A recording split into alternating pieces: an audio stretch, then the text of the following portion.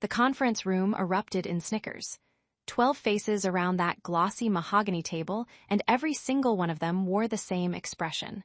Amusement, superiority, relief that it wasn't them. "A bot replaced you," someone from marketing whispered loud enough for everyone to hear. The giggling started small, then spread like wildfire. I sat perfectly still, my leather portfolio closed in front of me. The severance packet felt heavy in my hands.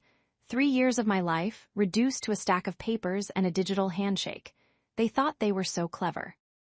What they didn't know would destroy them in exactly 11 hours and 43 minutes. But that realization wouldn't come until much later. For now, they celebrated their efficiency, their cost-cutting brilliance, their technological advancement.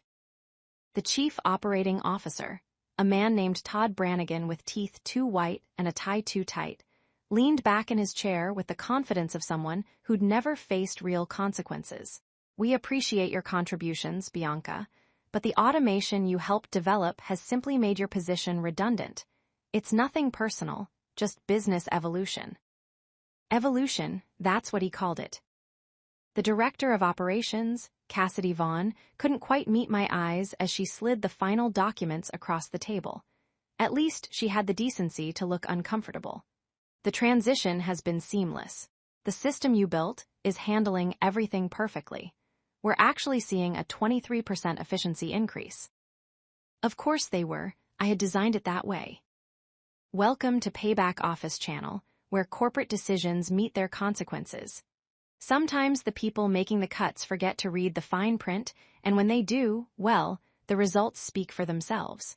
If stories like this resonate with anyone out there navigating the complexity of modern workplace dynamics, this might be the right place. Before diving deeper into what happened next, here's something worth mentioning.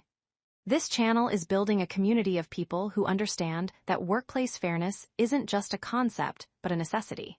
Reaching 9,000 subscribers means more stories like mine get told, more perspectives get heard, and more truth gets exposed.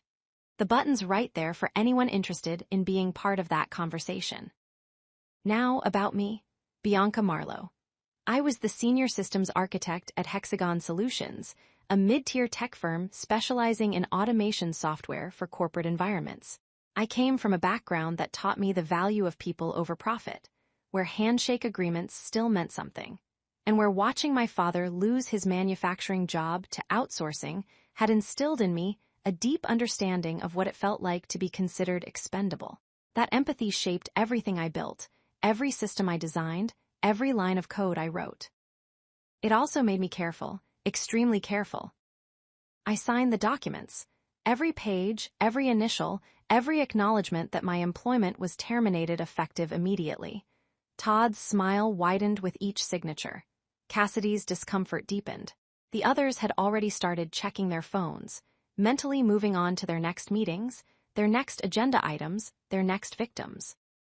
"Security will escort you to collect your personal items," Todd announced, standing to signal the meeting's end. "Your access cards and company devices need to be surrendered before you leave the building." "Of course," I replied, my voice steady, professional, completely unremarkable. I gathered my things with the same precision I'd brought to every project, every deadline, every impossible request they'd thrown my way over the past 3 years. The walk to my office felt longer than usual. Jeremy from security, a kind man who'd always held the door and asked about my weekend, looked genuinely sorry. "I hate this part of the job," he muttered as we rode the elevator to the 7th floor. "You're just doing your work," I assured him. "None of this is your fault." My office was already half empty. They'd had IT start boxing things up before the termination meeting. That's how confident they'd been. How certain that I'd just accept this, sign the papers, fade away quietly like so many others before me. 3 boxes. That's what 3 years amounted to. A coffee mug my husband Daniel had given me on my first day. A small succulent that had somehow survived my sporadic watering schedule. A framed photo of Daniel and me at the coast. Some notebooks filled with ideas that Hexagon would never see now. Personal items, nothing proprietary, nothing they could claim belonged to them. Except they'd already taken everything that mattered, hadn't they? Or so they thought. My phone buzzed, a text from Daniel. How'd the meeting go? Still on for dinner at 7. I hadn't told him.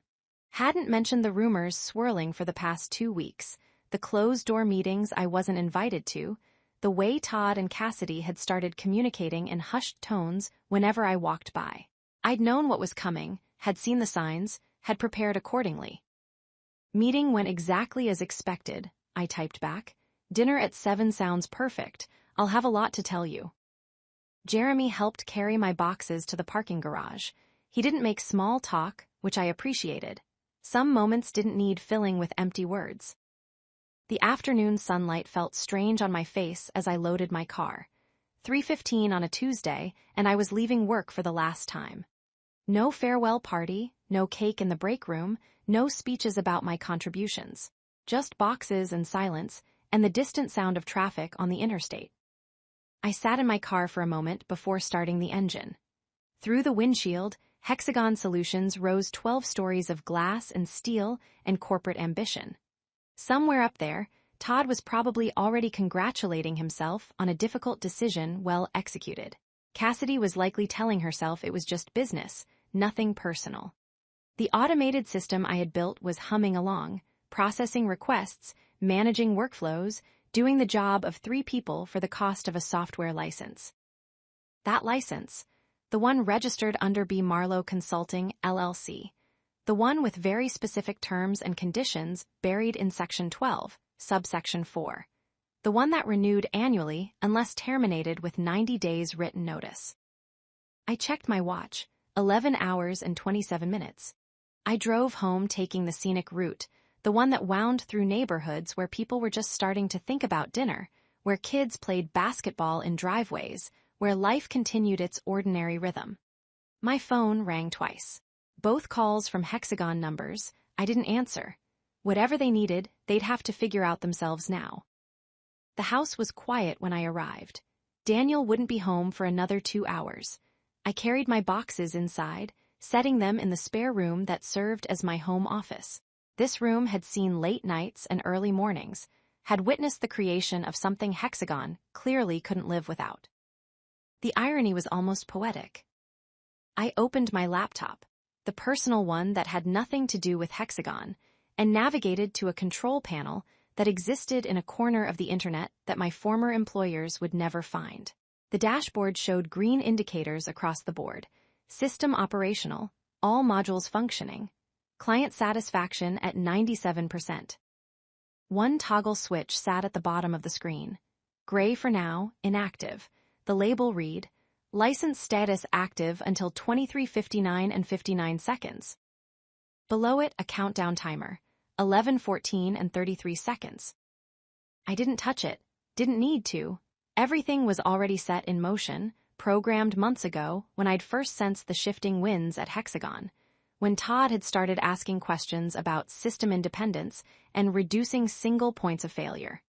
Corporate speak for, how can we get rid of the person who built this? I had answered every question truthfully, had documented everything thoroughly, had even trained Cassidy's team on basic troubleshooting. I'd been helpful, professional, completely cooperative. What I hadn't mentioned was the licensing structure. The fact that the automation engine they were so proud of wasn't actually owned by Hexagon. They'd licensed it, sure, but ownership remained with B. Marlowe Consulting, LLC, a legal entity I'd established before my first day of employment. My employment contract had been clear. Any inventions created using company time and resources belonged to Hexagon, but the automation engine hadn't been created on company time. I'd built the core framework during a 6-month sabbatical I'd taken between jobs, had registered it properly, had established the licensing terms before Hexagon ever approached me about the senior systems architect position. They'd been so eager to hire me, so impressed by my demonstration of what the engine could do, that they'd accepted the licensing arrangement without much scrutiny. After all, the monthly fee was reasonable, far less than a full salary would cost them. And I had made it so easy, handling all the renewals automatically, never bothering them with administrative details. Until I'd sent the termination notice, 91 days ago to be precise. Certified mail, return receipt requested, addressed to Todd Brannigan and the Hexagon Legal Department. A formal notice that the licensing agreement for the B. Marlowe automation engine would not be renewed for the subsequent annual period. They'd filed it away without reading it. I'd confirmed that through a friendly contact in the mailroom. The envelope had gone straight to a filing cabinet, unopened, unread, forgot. The automated renewal they'd expected never came. The invoice they'd grown accustomed to paying never arrived. And in the chaos of quarterly reports and budget meetings and restructuring plans, nobody had noticed. Nobody except me, who'd watched the countdown from 91 days to 90 to 89, all the way down to the 11 hours that remained now. Daniel came home at 6:30, carrying Thai takeout and wearing the concerned expression he got when he knew something was wrong but wasn't sure how to ask. He found me in the living room, a glass of wine in hand, looking more relaxed than I'd been in months. "Okay, so I'm guessing the meeting didn't go well," he ventured, setting the food on the coffee table. "Actually, it went perfectly," I replied, patting the couch beside me. "I got fired today." Daniel froze halfway through taking off his jacket. "You what?" "Terminated, let go, made redundant. The bot replaced me." I took a sip of wine, savoring both the vintage and the moment. Todd seemed quite pleased with himself about it. "Bianca, I'm so sorry. I know how much work you put into that place." Daniel sat down, reaching for my hand. "Are you okay? Do you want to talk about it?" "I'm wonderful, actually." I squeezed his hand. "And yes, I want to talk about it. But first, I want you to understand something. Remember how I explained the licensing structure when I first took the job?" Recognition dawned slowly across Daniel's face. He worked in contract law, specialized in intellectual property. The implications hit him like a freight train. "Oh no, please tell me they didn't." "They did," I smiled. "They automated my position using the engine I licensed to them. Then they terminated my employment, without ever realizing that the automation they're relying on stops working at midnight." Daniel's eyes went wide. "You sent the 90-day notice." 91 days ago, actually. Certified mail, they never opened it."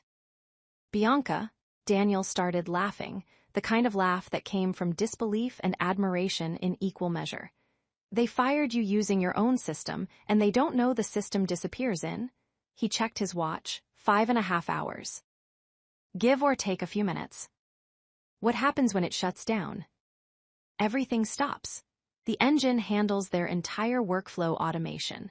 Customer service requests, data processing, inventory management, payroll routing, compliance reporting. When I built it, I integrated it deep into their operations because that's what they asked for. Seamless integration, they said. Make it feel like part of the infrastructure." Daniel set down his wine glass. "How long until they can replace it?" "Depends on what they choose.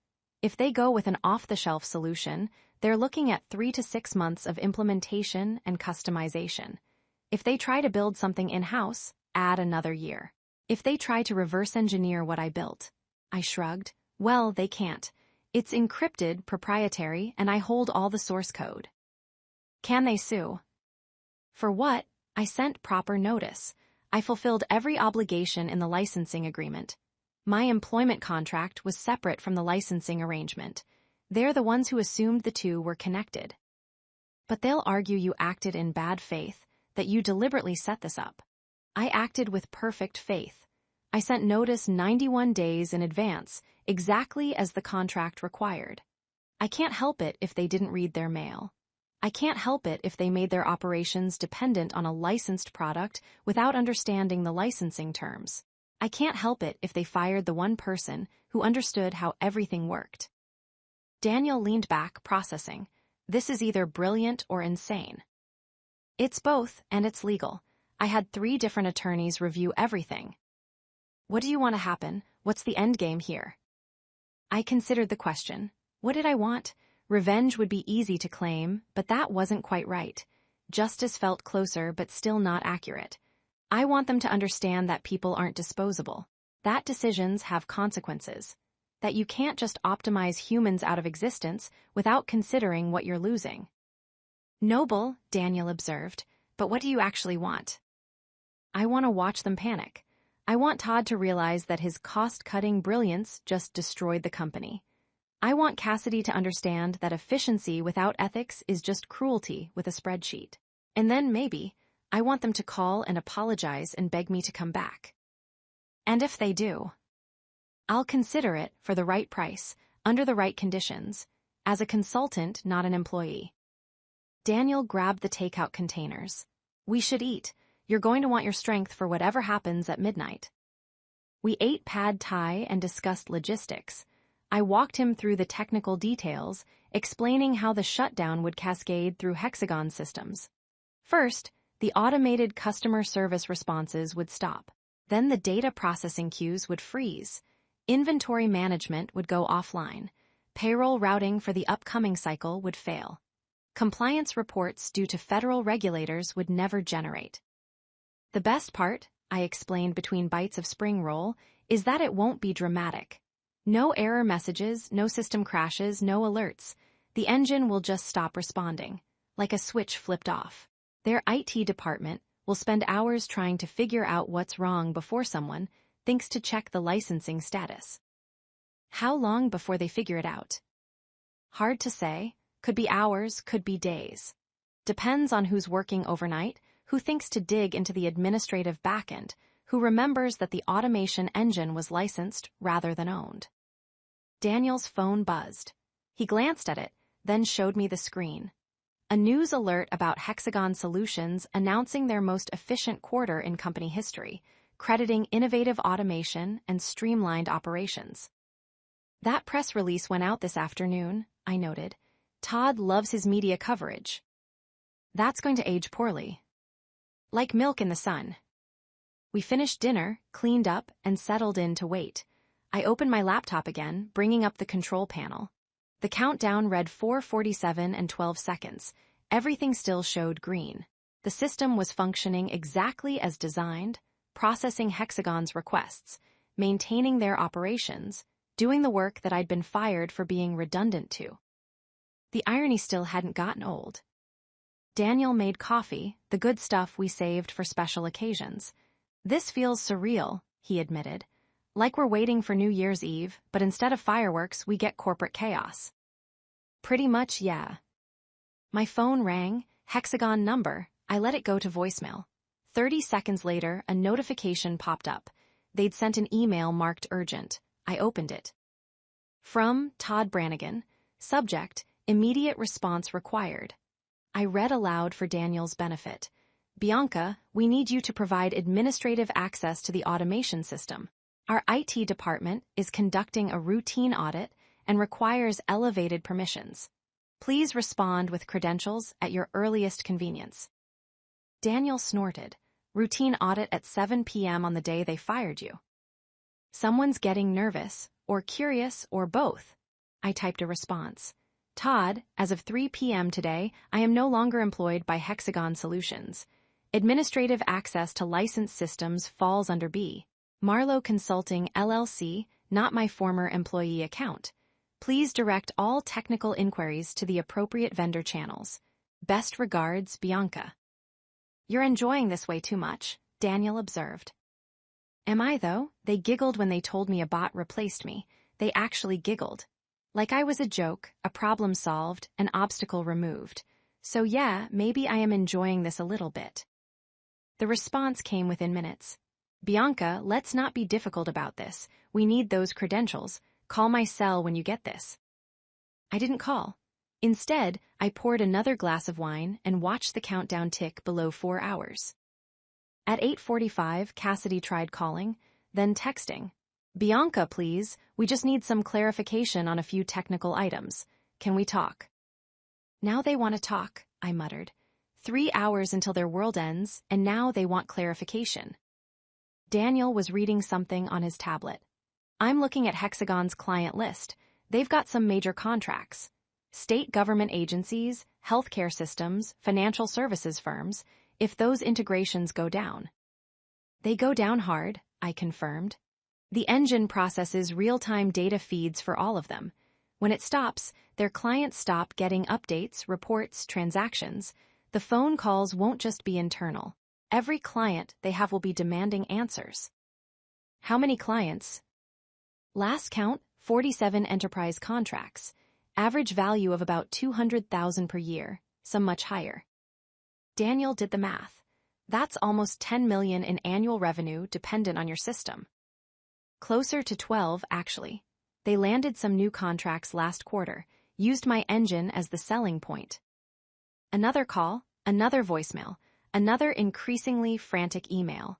The tone was shifting from demanding to concerned to something approaching desperation. Still no apology, though. No acknowledgement that maybe, just maybe, they'd made a catastrophic error in judgment. Just demands disguised as requests, pressure masquerading as urgency. At 9:30, my phone started ringing continuously. Different numbers from Hexagon. The main line, the IT department, Todd's cell, Cassidy's cell, even some numbers I didn't recognize. I silenced it, watching the notifications pile up like snow in a blizzard. They're panicking, Daniel observed.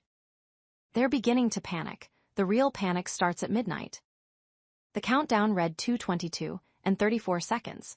At 10 o'clock, someone from Hexagon's IT department, a guy named Raymond Cross who'd always been decent to me, sent a text that was different from the others.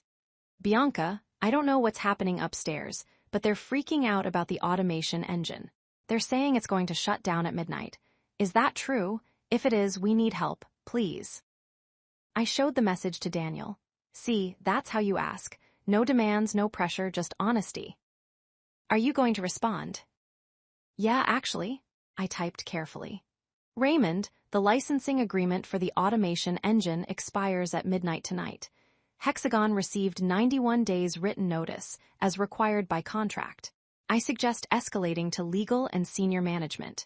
This is above both our pay grades now. Well, above your pay grade, I don't have one anymore. Raymond's response came immediately. They fired you, today, and the system shuts down tonight. What were they thinking? You'd have to ask them. I'm so sorry, Bianca. This is insane. For what it's worth, nobody in IT wanted this. We all know you built everything that actually works around here. That message landed differently. I felt the first crack in my satisfaction, the first hint that maybe my triumph would have collateral damage beyond the people who deserved it. Raymond was good at his job, worked hard, treated people with respect. He didn't deserve to spend his night fighting fires that Todd and Cassidy had started. But that wasn't my responsibility anymore, was it? I'd sent notice. I'd followed protocol. I'd done everything right. They were the ones who'd ignored it. They were the ones who'd celebrated replacing me with software I'd created. They were the ones who'd giggled. Daniel saw my expression shift. Second thoughts. Not about what I did, maybe about who gets hurt by it. You can't control that part. You gave them 3 months to prepare. They chose not to. I know, doesn't make it easier. The countdown hit 2 hours. My email inbox was approaching 50 unread messages from Hexagon addresses. The voicemails had stopped counting somewhere around 30. My phone's notification badges looked like a digital scream. At 10:45, a new email arrived. Different sender this time. The CEO himself, Gregory Walsh, a man who'd spoken to me maybe twice in 3 years. Miss Marlowe, I'm just now being briefed on the situation regarding the automation engine licensing. I understand there may have been some miscommunication regarding renewal terms. I'd like to discuss this matter with you directly. Please call my personal number at your earliest opportunity. We value your contributions and want to resolve this professionally. Professional, I read aloud. Now they want professional. After giggling about bots replacing me, professional is back on the table. What are you going to do? Daniel asked. Watch the countdown, I replied, and wait to see if anyone uses the word apologize instead of miscommunication. At 11 p.m., the tone changed again. The email started including words like litigation and damages and acting in bad faith. The lawyers had apparently joined the party. Threats mixed with negotiation attempts, legal posturing blended with desperate offers to discuss renewal terms. I forwarded everything to my own attorney, a sharp woman named Holly Kimura who specialized in contract disputes. Holly's response was succinct. They don't have a case. Keep all communications. Don't engage unless you want to. I'll be available if needed. 30 minutes to midnight. Daniel had stopped pretending to watch TV. He sat beside me, both of us staring at the laptop screen where the countdown ticked toward 0. The automation engine dashboard still showed all green, everything functioning perfectly, right up until the moment it wouldn't. Last chance to stop this, Daniel said quietly. You could extend the license. Give them a grace period. I could, I agreed, but I won't. They need to feel this. They need to understand that people matter. Even if it costs them millions. Especially if it costs them millions. Maybe next time they'll think twice before celebrating someone's replacement with giggling. My phone rang again. Gregory Walsh's personal number. I let it ring through to voicemail. He'd had 3 years to value my contributions. He'd had 91 days to read his mail. He'd had all day to reconsider the decision to terminate my employment. Time was up. At 11:55, I opened a bottle of champagne. Not expensive stuff, just a decent sparkling wine we'd been saving for a reason to celebrate. This seemed reason enough. To consequences, I toasted. To reading your contracts, Daniel added. We clinked glasses and watched the final minutes evaporate. At 11:58, a text from Raymond. Everyone's here, the whole executive team. They're all in the conference room. You should see their faces. This is the worst thing I've ever seen in corporate America, and also maybe the funniest. Good luck, Bianca, you're a legend. 11:59. The countdown hit 60 seconds, 59, 58. I realized my hands were shaking, not from fear or regret, but from the sheer weight of what was about to happen. 3 years of being undervalued, overlooked, taken for granted. All of it coming due in less than a minute. 30 seconds. 20. 10.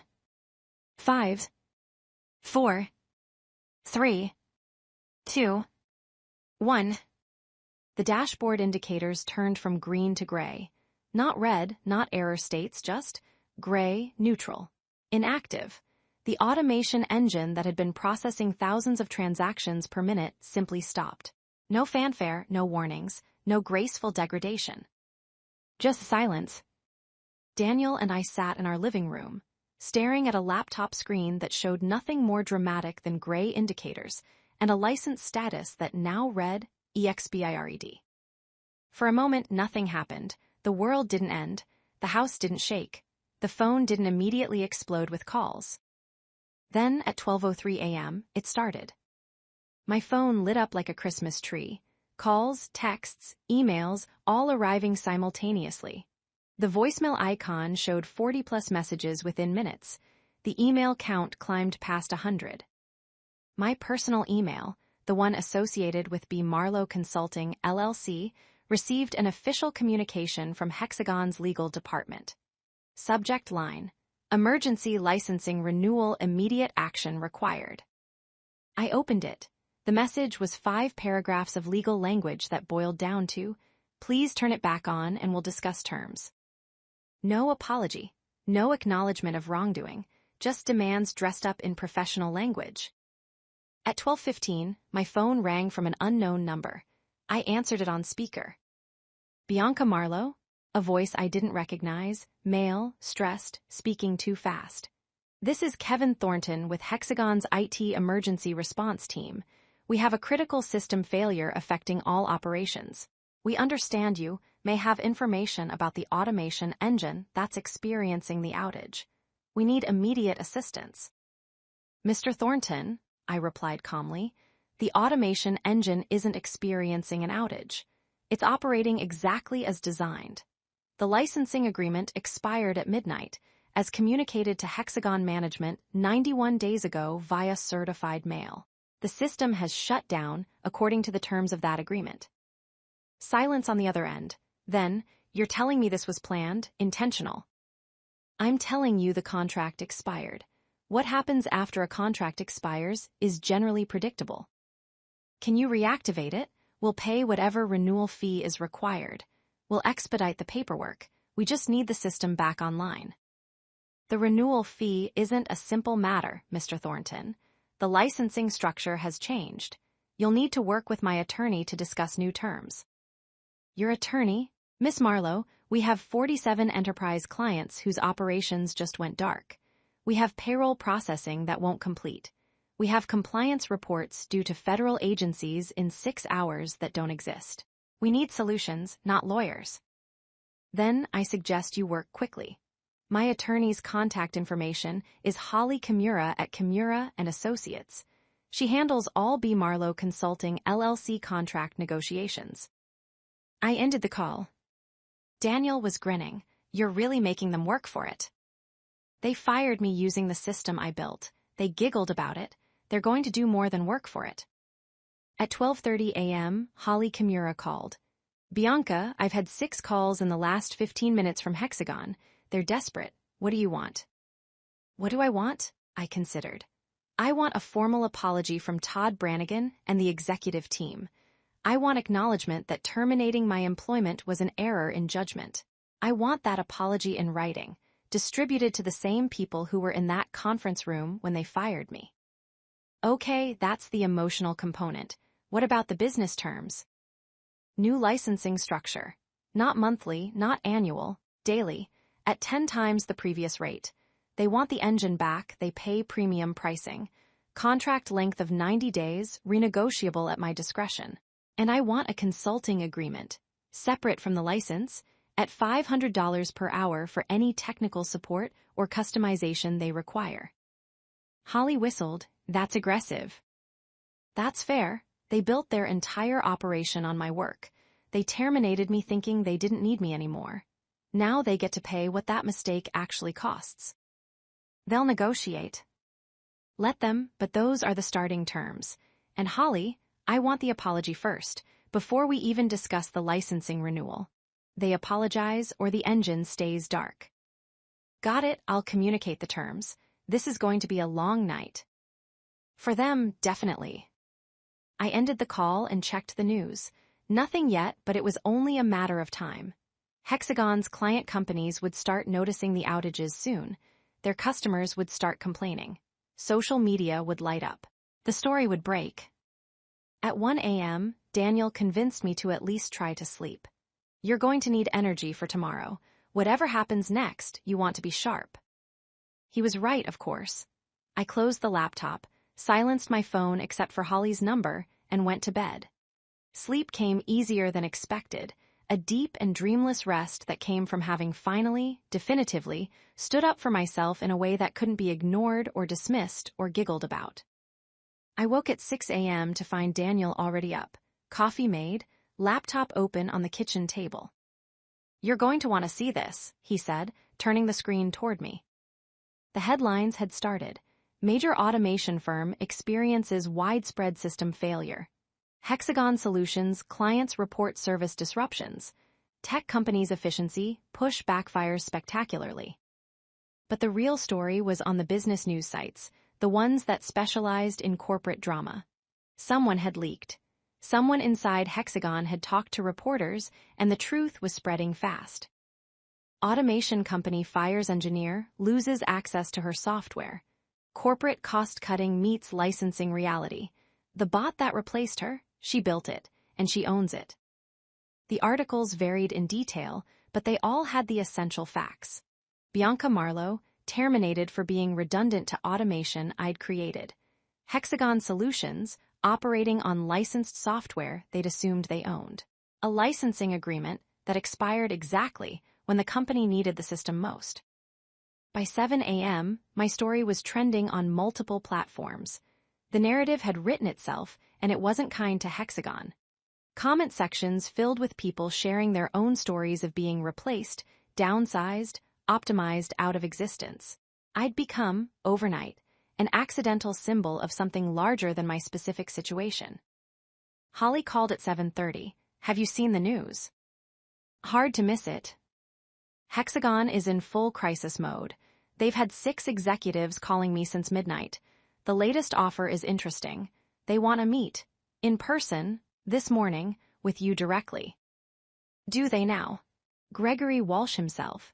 He's offering to fly to wherever you are, wants to discuss terms face to face. I sipped my coffee. Tell him I'll meet at 10 a.m. at the Riverside Cafe on Commerce Street. public location, neutral ground. He comes alone or with one representative. I'll have you present. And Holly, make sure he understands that the apology happens first, before we discuss anything else. Confirmed, I'll set it up. Daniel looked concerned. You sure about meeting them? I'm sure about hearing what they have to say. Doesn't mean I'm sure about what happens after that. At 9:30, I dressed carefully. Professional but not corporate, competent but not aggressive. I wanted to walk into this meeting looking exactly like what I was, someone who knew her value and wouldn't accept less than she deserved. Holly met me outside the Riverside Cafe at 9:55. Walsh is already inside. He brought Cassidy Vaughn. I made it clear that this conversation starts with accountability, not negotiation. How did he take that? About as well as a CEO who's watching his company implode takes anything.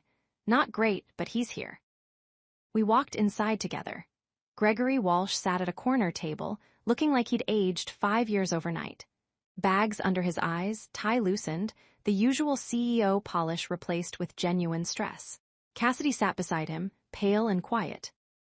I sat down across from them. Holly took the fourth chair.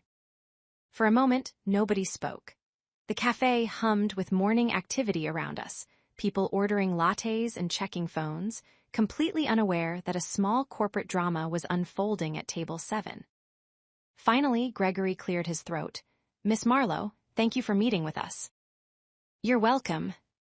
I'm going to be direct. Yesterday was a mistake. Terminating your employment was an error in judgment that I take full responsibility for. We underestimated your value to the organization, and we overestimated our understanding of the systems you'd built.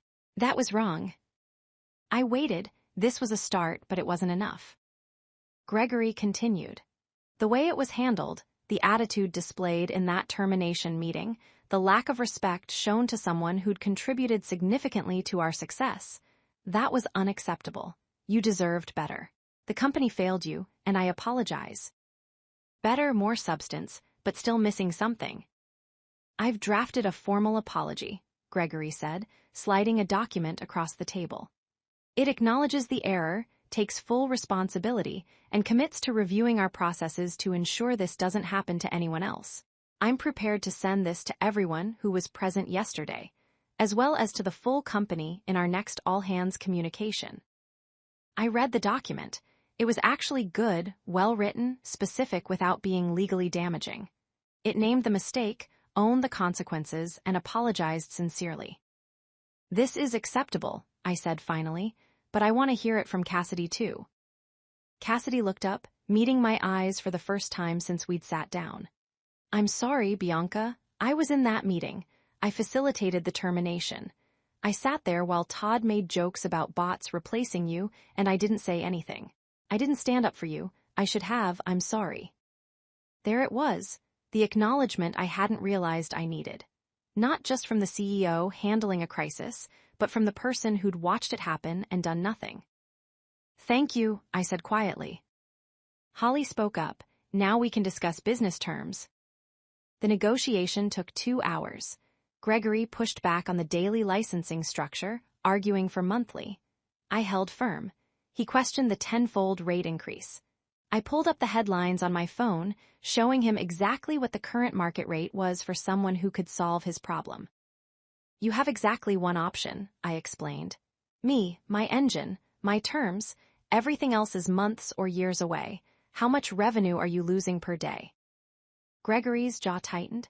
He knew the numbers. Approximately $200,000 per day in direct client contracts, potentially millions in long-term relationship damage and reputation costs. So my licensing fee of $5,000 per day seems reasonable in context.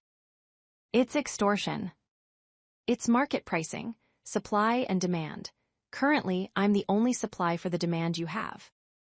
We settled eventually on a compromise. Daily licensing at 7 times the previous monthly rate with a guaranteed 90-day minimum. After 90 days, we could renegotiate or I could walk. Consulting services at $400 per hour. And one additional clause that I insisted on, a reverse termination provision. If Hexagon ever attempted to phase out my involvement again, I retain the right to end the licensing agreement with just 7 days' notice. You're essentially holding us hostage, Gregory observed. I'm essentially protecting myself from being giggled at again, I corrected. You want security, earn it. Treat people with value and they'll provide value. Treat them as disposable and they'll dispose of you. We signed the agreement at noon. Holly witnessed and notarized.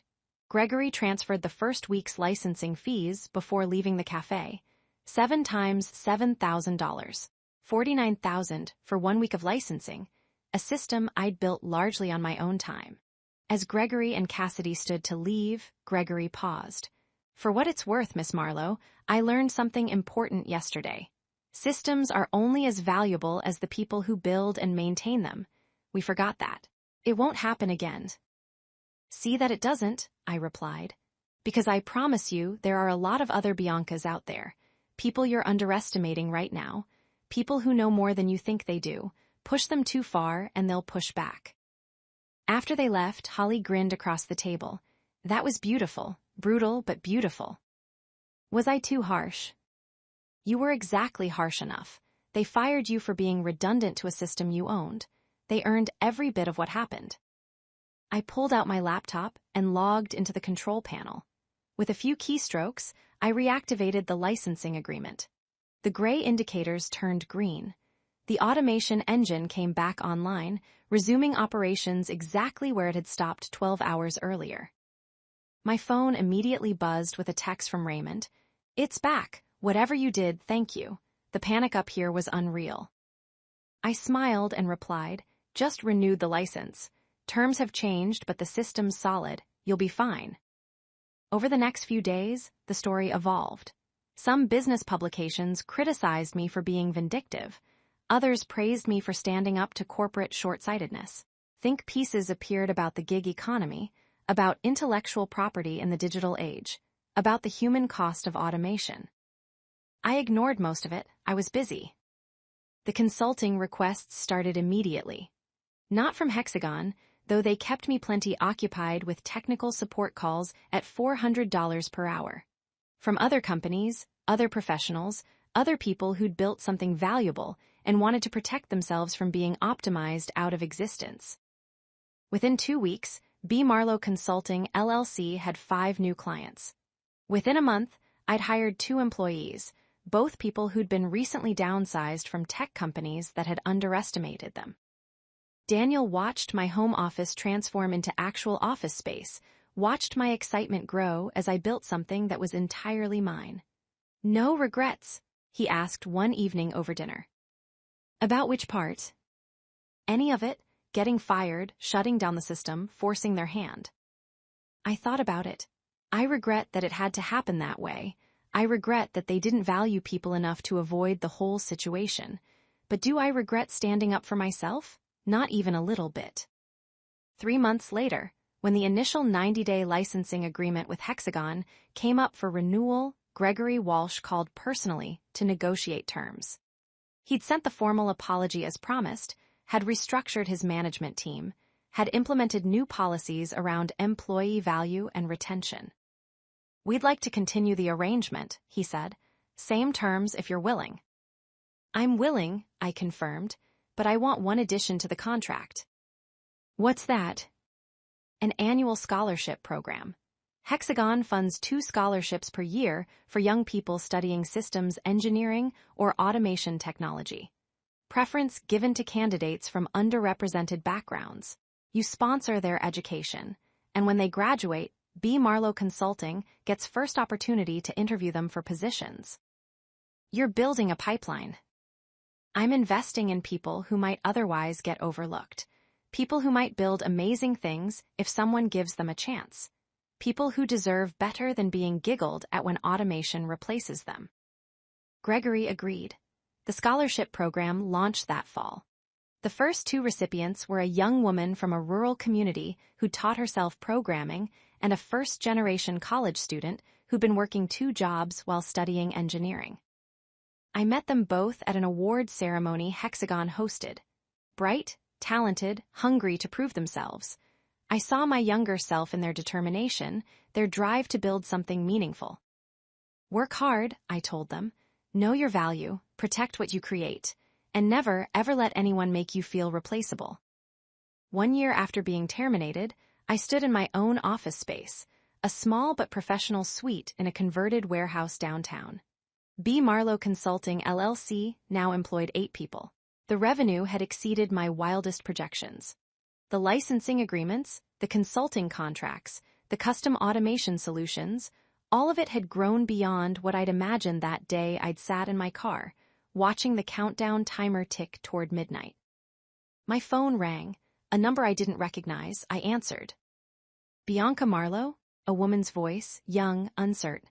My name is Amanda Foster. I was just laid off from my job at a software company. They said I was redundant to the automation system I'd helped develop. Someone told me I should call you, that you might understand. I smiled. I understand completely. Let's talk about what you built and who actually owns it. The conversation lasted an hour. By the end, Amanda had a referral to Holly Kimura, a framework for protecting her intellectual property, and an offer to consult with B. Marlowe Consulting on strategy. One more thing, I said before ending the call. When they realize they need you, and they will, don't settle for getting your old job back. Know your worth. Charge accordingly. Make them understand that people aren't replaceable, we're invaluable. That evening, Daniel found me on the balcony of our home, glass of wine in hand, watching the sun set over the city. Good day, he asked. Good year, I corrected. A year ago, I was being fired, being told a bot replaced me, being made to feel like I didn't matter.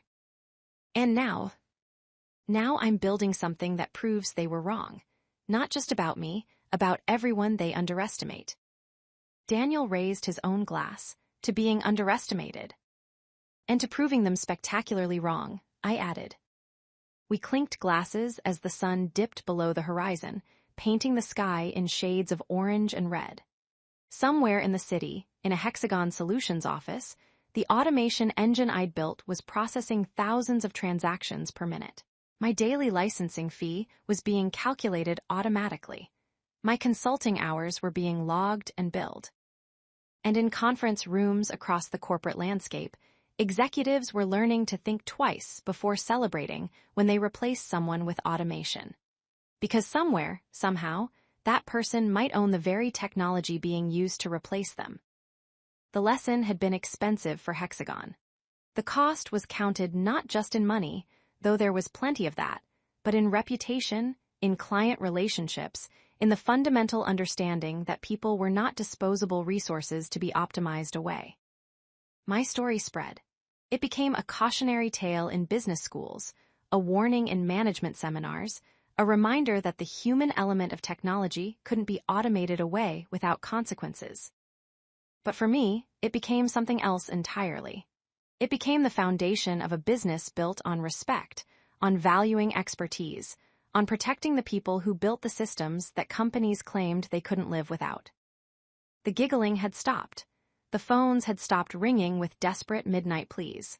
The panic had subsided into a steady, sustainable business relationship built on mutual acknowledgement of value. And every time I signed a new client, hired a new employee, or funded a new scholarship, I remembered that conference room, that severance packet, those faces that had found my replacement so amusing. I remembered, and I smiled, because the bot that replaced me had done exactly what I designed it to do. It had worked perfectly right up until the moment I decided it wouldn't. And in that moment, in that midnight transition from green indicators to gray, I'd proven something important. You can automate the work, but you can't automate the worker. You can license the technology, but you can't own the person who built it. You can replace the employee, but you can't replace the expertise, the experience, the human understanding of why the system works and how to make it better. They'd learned that lesson at Hexagon. They'd paid dearly for it, and they were still paying, every single day, in licensing fees that reminded them of the cost of underestimating people. And me, I'd learned something too. That standing up for yourself wasn't vindictive or petty or unprofessional. It was necessary. That knowing your value and insisting others recognize it wasn't arrogance, it was self-respect. That building something meaningful and protecting it fiercely wasn't selfish. It was smart. The automation engine would keep running as long as Hexagon kept paying. The consulting business would keep growing as long as I kept delivering value. The scholarships would keep funding futures for people who might otherwise be overlooked. And somewhere, in a filing cabinet at Hexagon Solutions, there was still an unopened envelope from 91 days before everything changed. A certified letter with a return receipt, a formal notice that nobody had bothered to read. That envelope had cost them millions, but more importantly, it had taught them something money couldn't buy: respect for the people who build the systems you depend on. I finished my wine and went inside. Tomorrow would bring new clients, new challenges, new opportunities to prove that the human element of technology mattered more than any algorithm or automation. But tonight, I'd simply enjoy the quiet satisfaction of knowing that when they'd giggled about a bot replacing me, they'd been laughing at their own upcoming disaster. And when that disaster struck at midnight, when their entire network failed, when the CEO's phone didn't stop ringing, they'd learned exactly what I was worth. Down to the dollar, down to the hour, down to the moment they'd realized their mistake. It had been expensive, it had been painful, it had been necessary. And I wouldn't change a single thing about it. If this story resonated, if it reflected something true about the modern workplace, about the value of expertise, about the importance of standing up for yourself when corporate decisions forget that people matter, then consider being part of a community that shares these perspectives. The subscribe button represents more than just a number. It represents voices that believe workplace fairness isn't just theoretical. Reaching 9,000 subscribers means more stories, more truth, more accountability. The choice is there for anyone who wants to be part of that conversation. The Payback Office channel isn't about revenge for its own sake. It's about consequences meeting decisions, about actions finding their results, about people reclaiming their value in systems designed to make them feel replaceable. I did exactly that. And my story, from that giggling conference room to that midnight shutdown to the thriving consulting business I built afterward, proves something essential. Underestimate people at your own risk, because the systems you depend on might belong to the person you just fired. And when the license expires, so does your leverage. Good luck explaining that to your clients when the network goes dark.